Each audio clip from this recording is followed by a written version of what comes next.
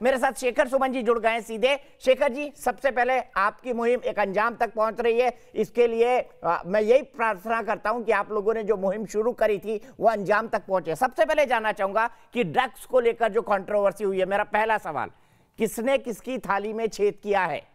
क्या रवि किशन ने किसी की थाली में छेद किया, बॉलीवुड की थाली में छेद किया, और क्या वाकई जिस थाली में वो खा रहे हैं छेद कर रहे हैं? देखिए, ये तो शब्दों से खेल हो गया है। ये तो थाली में छेद करना है, ये तो एक मुहावरा है और कोई किसी की थाली में छेद नहीं कर रहा है। सबकी अपनी अलग अलग थाली है और अपनी थाली में अगर कोई छेद कर देता है तो कोई बुरी बात नहीं है। हाँ, ये है कि आप दूसरे की थाली में जाकर छेद न करें। बहरहाल, मैं कह रहा था एक मुहावरा है, कहने का ये मतलब है कि जिस शाख पे बैठे उस शाख को ना काटें, लेकिन अगर शाख अगर सड़ जाए तो उसको काटना जरूरी है, क्योंकि काटने के बाद भी नई शाखाएं निकल आती हैं। तो इंडस्ट्री में जो ड्रग का मेनेस है और ड्रग की वजह से जो पूरी एक नई नस्ल जो खराब हो रही है, ये ड्रग का मामला पहले उतना ज्यादा नहीं था, लेकिन अब ज्यादा हो गया है। और मुझे ये बहुत अच्छी बात है कि लोगों ने इसके विरुद्ध आवाज उठाई है और ये ड्रग का मेनेस खत्म होना चाहिए। हालांकि मैं इस बात से जरा भी इत्तेफाक नहीं रखता हूं कि अगर कोई कहता है कि 99% लोग जो है इंडस्ट्री के वो ड्रग एडिक्ट हैं, ये बिल्कुल गलत बात, बिल्कुल गलत बात। बल्कि ये जरूर है कि 1% जो है वो जरूर ड्रग एडिक्ट हैं। वो हर जगह दुनिया में, हर कहीं, हर तबके में, हर वर्ग में, हर व्यवसाय में लोग हैं जो अच्छे बुरे होते हैं, यहाँ भी हैं और ड्रग एडिक्ट हैं, और वो तो पहले से ही नशे में चूर रहते हैं, स्टारडम के नशे में चूर रहते हैं। ये तो इनकी जिंदगी ही उड़ता पंजाब है। ये बहुत अच्छी बात है कि जो लोग उड़ रहे थे उनको खींच के जमीन पे लाया गया है। और मैं कहता हूं कि इनके नाम उजागर किए जाएं, जो ड्रग्स का सेवन कर रहे हैं, ये गलत गलत गंदी पार्टियां करते हैं, क्योंकि ये पूरी इंडस्ट्री को एक बुरा नाम दे रहे हैं, जिनकी वजह से आज किसी की हिमाकत हुई कि कहे कि 99% लोग जो है ड्रग एडिक्ट हैं, जिसमें पढ़े लिखे लोग शामिल हैं, जिसमें लोग जो हैं वो सिगरेट का सेवन नहीं करते, जो फिटनेस के प्रतीक हैं, जिसमें स्पॉट बॉयज हैं, जिसमें कोरियोग्राफर्स हैं, जिसमें आर्ट डायरेक्टर्स हैं, एडिटर्स हैं, कैमरामैन हैं, वगैरह वगैरह। वो सब अपने काम से काम रखते हैं, कोई ड्रग व्रग कोई कुछ नहीं लेता। कुछ लोग हैं, उनको अलग करना चाहिए। लेकिन इतना कहने पर मैं ये जरूर कहना चाहूंगा कि जो हो रहा है हमारे इर्द गिर्द वो इतना शर्मनाक है कि हम सबका सर जो है वो शर्म से झुक जा रहा है। वो सिर्फ इस वजह से कि हम कहानी कहाँ लेके निकले थे। हम एक मांग करने निकले थे कि सुशांत के साथ जो भी अन्याय हुआ है, जो भी इनजस्टिस हुआ है, हम उसकी खोजबीन करें, हम उसकी तफ्तीश करें। और हमें कई सारी दूसरी कहानियों में और सब प्लॉट्स में अपने अपने एजेंडा की वजह से भटका दिया गया। हम रामायण पढ़ना शुरू किए थे, उसके बीच में महाभारत आ गया। सब लोग आपस में तीर कमान लेकर लड़ रहे हैं, एक दूसरे का तिरस्कार कर रहे हैं, एक दूसरे का अपमान कर रहे हैं, गाली गलौज कर रहे हैं। ठीक है, मैं आपकी बात से असहमत नहीं हूं, पर इतने बड़े बड़े दिग्गज लोग हैं, जैसे महानायक अमिताभ बच्चन है, जया बच्चन, जिनको देख के हम बड़े हुए हैं, सम्मानीय भी हैं, पूजनीय भी हैं। जब हम कहना चाहते हैं बाहर में गर्व से कि अमिताभ बच्चन हमारी इंडस्ट्री के हिस्सा हैं, तो हम ये भी कहते हैं कि वो विश्व के महान अभिनेताओं में से एक है। लेकिन ये कहने के बाद मैं ये जरूर कहूंगा कि अगर वो मौन अगर लगा जाते हैं, चुप्पी लगा जाते हैं, तो मैं तो अदना सा इंसान हूं और उनके सामने सभी मौन हैं और सभी अदने से इंसान हैं। अमिताभ बच्चन के आप पैर का अंगूठा भी नहीं बन सकते।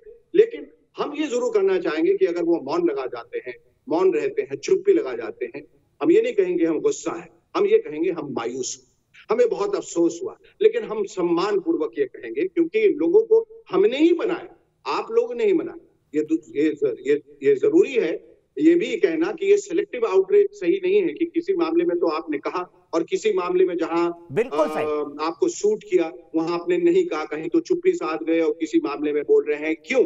आपको हर किसी के मामले में बोलना चाहिए। सिर्फ ये कि सुशांत आपका भाई नहीं था, आपका बेटा नहीं था, आपका सगा नहीं था, इसको लेकर आप चुप्पी लगा गए। और ड्रग्स को लेकर जहां थाली में छेद करने वाली बात हो गई, उसके लिए इतना बड़ा विद्रोह, ये तो जरूरी भी नहीं है। अभी जरूरी ये है, मैं बार बार चीख के कह रहा हूं कि जिस ध्येय को, जिस लक्ष्य को लेकर हम आगे निकले थे, वो पूरा होना चाहिए।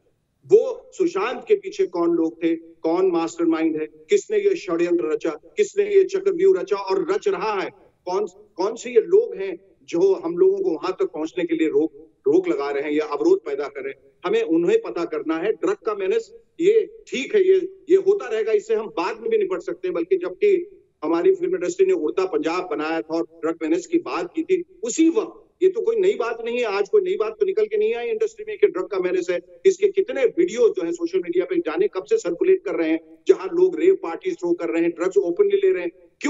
तफ्तीश की, क्यों इसे राजनीतिक संरक्षण मिला, क्यों इन्हें बचाया दो सवाल शेखर भाई, अलग मुद्दा है जी। शेखर भाई दो सवाल। सबसे पहला सवाल ये कि आज जया प्रदा जी ने कहा कि जया बच्चन राजनीतिक बात करी, उन्होंने ये भी कहा कि बच्चन परिवार बॉलीवुड की फर्स्ट फैमिली है, उनको फ्रंट से लीड करना चाहिए और अमिताभ बच्चन को खुद को ड्रग्स के खिलाफ जो है, ड्रग्स गलत है, ड्रग्स नहीं लेना चाहिए, वो कैंपेन शुरू करनी चाहिए। क्या आप जया प्रदा जी की इस बात से सहमत है कि अमिताभ बच्चन की खामोशी बहुत कुछ कह रही है और जया बच्चन एक तरह से ड्रग वालों का समर्थन करती हुई दिखाई दे रही है पार्लियामेंट के अंदर? नहीं, बिल्कुल नहीं। मैं मुझे किसी के साथ या किसी के साथ सहमत होने की जरूरत नहीं है, क्योंकि मेरे विचार अपने विचार हैं और मैं अपने एक निजी विचार रखता हूं और मैं कह सकता हूं कि डेफिनेटली जरूर, क्योंकि लोग अमिताभ बच्चन को खुदा मानते हैं, उनकी बात जो है वो पत्थर की लकीर है, वो एक भीष्म पितामह की तरह है और वो अगर वो कहते हैं तो उस बात में बहुत वजन होता है, उसमें इतना वजन होता है कि शायद 130 करोड़ लोग एक तरफ और बच्चन साहब एक तरफ वो कह देते, और उनको कहना चाहिए कि ड्रग्स के खिलाफ जो ये आवाज उठ रही है वो बिल्कुल सही है, ऐसा नहीं होना चाहिए, ये गलत है, इसने नस्लों को खराब किया है, इसने जनरेशंस को बर्बाद किया है।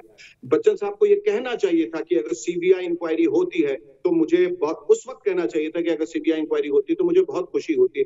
इसलिए ये बार-बार कह रहा हूं कि उनका मौन रहना सही नहीं है, हालांकि मौन रहना उनका अधिकार है, उनका जन्मसिद्ध अधिकार है, उनका विशेषाधिकार, लेकिन फिर भी हम कह रहे हैं कि हमारे परिवार का हिस्सा होते हुए जिनके प्रति सब लोग इतने आदर से देखते हैं, वो कहीं ना कहीं वो उस रसूख में कमी इसलिए आ रही है कि लोगों को लगता है कि हमने उनको इतना बनाया तो कम से कम हमारे लिए तो वो बोले, इसलिए सब लोग बहुत मायूस हैं और शायद कुछ लोग बहुत नाराज। ठीक है, मैं आपके कंसर्न को समझ रहा हूं और शायद देश भी आपकी इस बात को सुन के कह रहा है कि शेखर भाई जो कह रहे हैं वो सही है। एक सवाल और बनता है, जो आखिरी सवाल, इतना ही वक्त लूंगा शेखर भाई मैं आपका, आप मुझे पता है कि आप बहुत व्यस्त हैं, मुझे ये बताइए कि अध्ययन को लेकर 2016 के एक इंटरव्यू के आधार पर महाराष्ट्र सरकार ने लिख दिया कि भाई इस केस को आप खोल दो, ये महाराष्ट्र सरकार ने कहा और बकायदा on the floor of the house का स्टेटमेंट दिया गया कंगना को लेकर।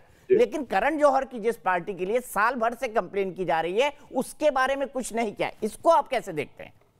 ये तो देख लीजिए कि ये कितना बड़ा अन्याय है।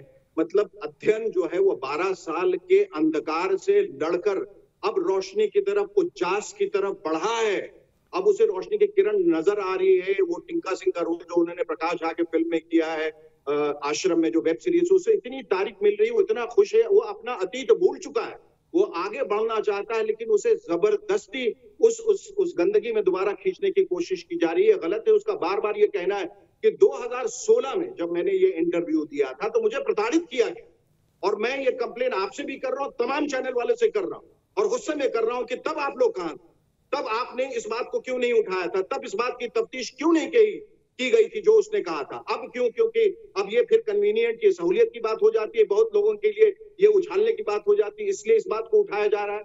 मैं इस बात की भर्त्सना करता हूं, उसे तब करना चाहिए था, और वो जो बीत गई वो बात गई, अब वो बात छूट गई है, वो उस अतीत से बाहर आ चुका है, वो अपना एक भविष्य बनाना चाहता है, और वो ये कहना चाहता है कि जिस इंडस्ट्री ने और जिस नेक्सस ने मुझे प्रताड़ित किया, साइडलाइन किया, काम मेरा छीना, उसी इंडस्ट्री के कुछ अच्छे लोगों ने मुझे काम भी दिया है, तो मैं दोबारा वो जमीन पा सका हूं जहां पे मैं खड़ा हो सका हूं, और एक नया भविष्य, एक नया मुस्तकबिल मेरा इंतजार कर रहा है, तो वो शुक्रिया भी अदा कर रहा है। वो ड्रग के बिल्कुल खिलाफ है। उसने ये भी कहा बार बार कि मैं कुछ ऐसी पार्टियों में गया था जहां कुछ लोग ड्रग्स कर रहे थे, और ये बात उसने अपने कई इंटरव्यूज में कहा था। इस बात पे तुरंत प्रतिक्रिया लोगों को जाहिर करनी चाहिए थे, इस पे तुरंत इंक्वायरी होनी चाहिए थी, इंटरोगेशन होना चाहिए था, वो बात नहीं हुई। अब इस बात को दफन कर देना चाहिए, क्योंकि वो बात दफन हो चुकी है। एक लाइन और, क्या करण जौहर की पार्टी की जांच होनी चाहिए? पब्लिक डोमेन में है सब बातें, मांग हो रही है, लोगों ने एनसीबी में लिख के दिया। अगर पब्लिक डोमेन में है किसी का भी, मैं तो किसी का विशेष तौर पे नाम नहीं लेना चाहता, लेकिन अगर वो पब्लिक डोमेन पे है और सब लोगों को दिखाई दे रहा है, तो फिर उसमें किस बात की देर है? बिल्कुल उसकी इंक्वायरी होनी चाहिए, और तब होनी चाहिए था। मैं तो अब कह रहा हूं कि जब इतनी देर क्यों हो जाती है? देर होने पे बहुत सारे सबूत भी मिट जाते हैं। बहुत सारे लोग जो है अभी ब्लड टेस्ट कराने को जो तत्पर हैं, वो तब ड्रग्स किया करते थे, 3 महीने अगर ना करें तो वो सब साफ हो जाता है, खून से इंसान साफ हो जाता है, तो फिर ड्रग्स की क्या औकात है? तो ये सब जैसे ही कोई इस तरह की बात आगे उठे, उस पर तुरंत इंक्वायरी करने की जरूरत है। इसको इतिहास को खंगालने की जरूरत नहीं है, गड़े मुर्दे उखाड़ने की जरूरत नहीं, उसी वक्त ये करना चाहिए था। और मैं उम्मीद करता हूं कि जो गलत लोग दिखाई दिए, जिन्होंने खुद कहा कि मैं ड्रग लेता था या लेती थी, या जो भी जिन्होंने भी जैसे भी कहा, उन सब के खिलाफ कार्रवाई। ठीक है, बहुत बहुत शुक्रिया शेखर भाई।